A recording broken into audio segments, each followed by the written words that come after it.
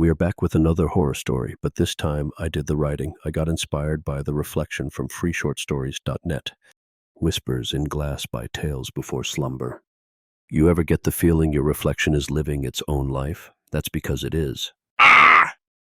It started with a mirror she'd never seen before. Layla had lived in the boarding house for 6 months. She knew every creaking stair, every crooked picture frame, but the tall Baroque mirror inside the third-floor storage closet hadn't been there yesterday. She stood before it, brushing cobwebs from its edges. The glass was flawless, no cracks, no dust, but unnaturally dim, as though the mirror itself swallowed light. Her reflection stared back. Same face, same disheveled ponytail. But something was off. The eyes. They didn't blink when she did. She frowned. The reflection smiled. Layla jolted backward, heart thudding. When she looked again, it was normal. Just her face, pale and startled. That night her dreams were fractured.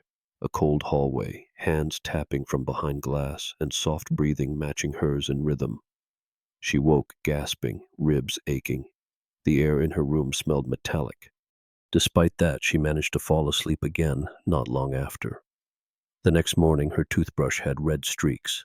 She hadn't been bleeding, but the sink was spattered, like something had coughed up iron. She went back to the mirror.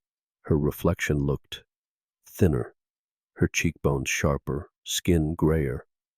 Layla wasn't imagining it. She looked healthier yesterday.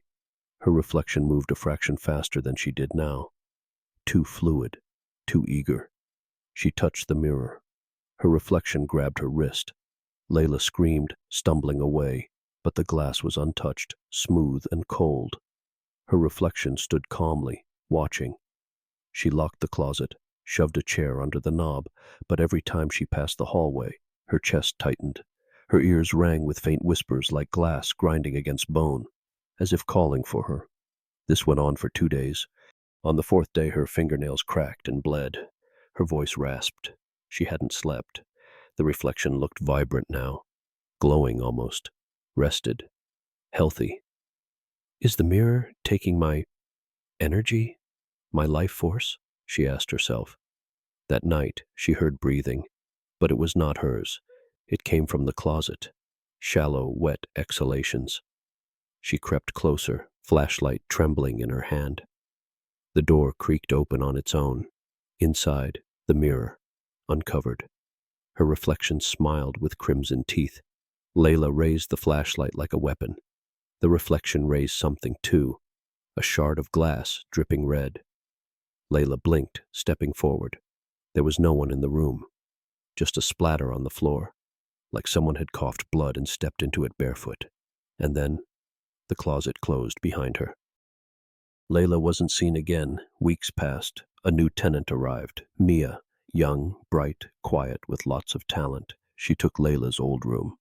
After unpacking her stuff in the first week, she explored the building, and she found a tall mirror tucked inside the closet on the 3rd floor. The weird, odd thing, antique framed with flawless glass. She leaned in, brushed cobwebs from the corners, but her reflection remained in place, watching her with an evil smile. As soon as she saw her reflection smiling at her, Mia didn't move. Her own face, identical and yet wrong, held a grin too perfect, too still, the kind you'd see in paintings or horror movies, but not in people. The air grew dense.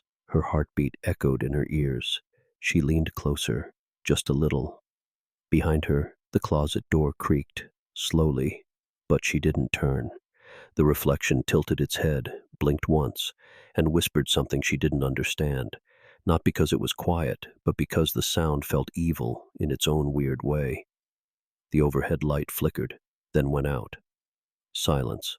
For a moment, nothing moved. Not Mia, not the mirror, not the closet. And then, something changed. When the lights came back on, the mirror was empty. Just glass, no reflection, no sign of Mia. The closet closed itself again. And the mirror, it waits, patient, silent, and hungry. And just like that, we reached the end of my own story. I'm not planning on doing this often, but I did like it, and I hope you did too. I guess you could say Mia went MIA in the end. Muhaha!